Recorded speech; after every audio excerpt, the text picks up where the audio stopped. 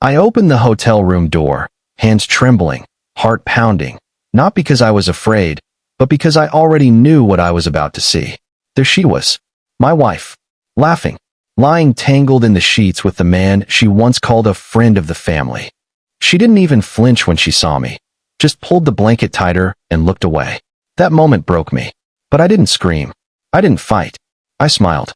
Because I knew something they didn't. This wasn't the end. It was the beginning of the coldest, most calculated revenge I'd ever imagine.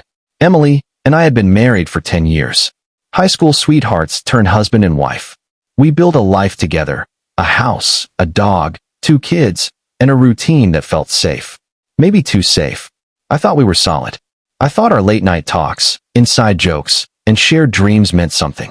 But looking back, the signs were always there.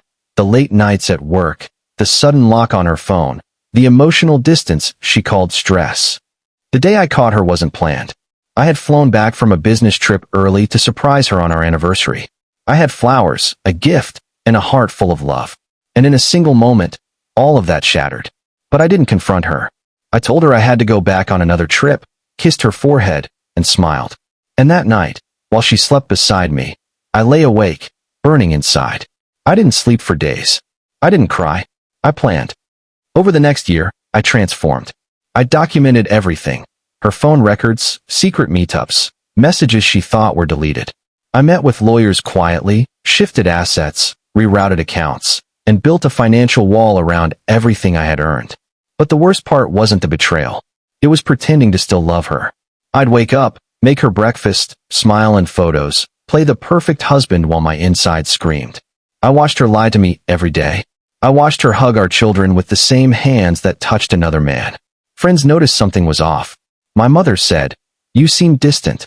My daughter asked, "Daddy, are you sad?" That question cut deeper than the affair ever did. But I stayed the course. Revenge kept me going. I told myself, I'll make her feel what I felt. And the day finally came. It was her birthday. She had planned a dinner, invited our family and friends, posted sweet pictures online with captions like, "My rock," "My love," "My forever." She had no idea.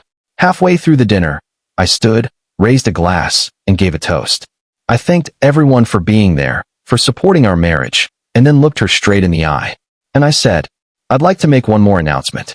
Today, Emily turns 34. And today, I'm filing for divorce. I know about the affair. I know everything. And I've known for a year. The silence in that room could suffocate. Her face turned ghost white. Her lover, who was also present, quietly slipped out. I handed her the envelope and walked away. She chased me outside, crying, begging. She said it was a mistake. She said she was lonely. She said she still loved me. I said nothing. For weeks, she tried to reach me, through texts, voicemails, mutual friends. She came to my work, showed up at the kids' school. She sobbed in front of the judge during proceedings. But I had built an iron case. Full custody. Financial control. No alimony. She walked away with nothing but guilt. I should have felt proud. I should have felt satisfied. But late at night, I still couldn't sleep. Not because of her, but because of what I had become. One evening, I was sitting with my daughter, watching her draw. She looked up and said, "Daddy, are you going to smile again someday?" And that broke me.